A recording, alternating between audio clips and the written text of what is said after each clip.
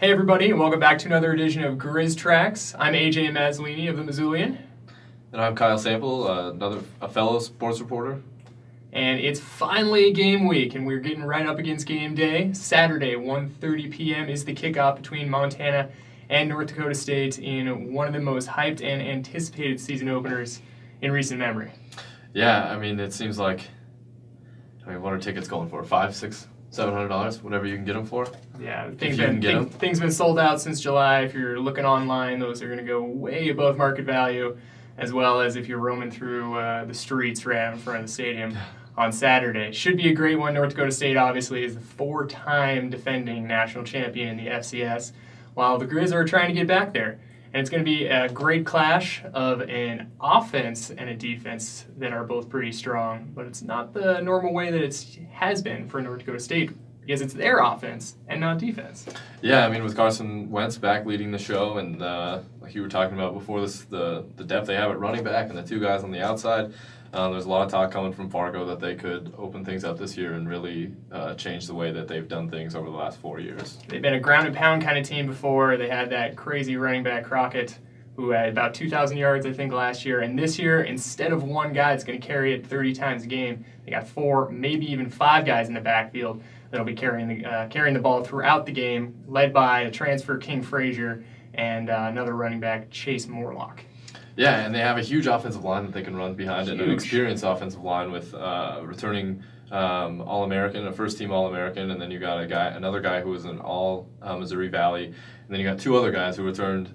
They have so much experience on that line. I mean, that I think is a huge thing to watch, how that line and how Montana's defensive line rotation work. And they're big. They outnumber and outsize the Grizzlies on the line and in the trenches, really on both sides of the ball. But it all comes back to Carson Wentz in the backfield. He's a guy who took over last year as a first-year starter and just happened to go 15-1 and take them all the way to the title game for another championship. He's already on some draft boards for this year, and he's on preseason Offensive Player of the Year watch list. Mm-hmm. And he was so important in that playoff run too. He led a drive in the second round against South Dakota State that won them a game, and then he led the drive against Illinois State that ultimately won them the championship and scored the final touchdown. Yeah, so big games, obviously.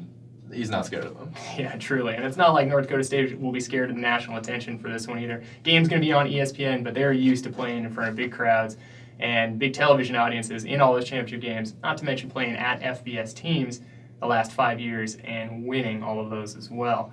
On the defensive side of the ball, they're much younger than they have been in the past. They graduated 8 guys, 8 starters, and they might be down another one with cornerback CJ Smith still coming back from a knee injury. So there's some questions in the secondary. CJ Smith can't go. Other cornerback Jordan Champion is the only guy with any returning starting experience, and he'll be a senior paired with a bunch of sophomores and redshirt freshmen. Yeah, and that's the word coming out of Fargo, is that they're very interested in finding out what that secondary can do against Montana's receivers, who are experienced and obviously very talented, and are obviously going to get a lot of attention and a lot of opportunity to produce yards against them. Yeah, the Griz are going to try and throw it around quick, and they're going to need to keep the defensive line from North Dakota State out of the backfield to be able to do that, and give those receivers on the outside, your Jamal Jones and Ellis Henderson, along with the other 20 guys that they basically have at the position, give them a couple seconds to try and get open and try and get some big plays, because that's what the Grizzly offense is going to try and do this year.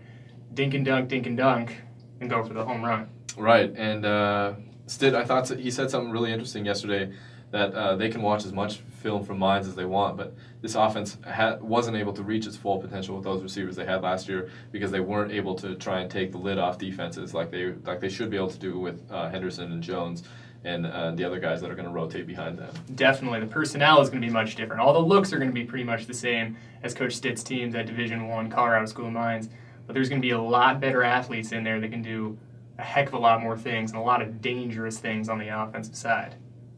Should be a lot of fun, and that game's going to kick off again at 1:30 p.m. on Saturday. If you got your tickets, you're in luck, and if you're not, tune into ESPN or head to themissoulian.com to check out all our coverage throughout game week. Thanks again for tuning in to Griz Tracks.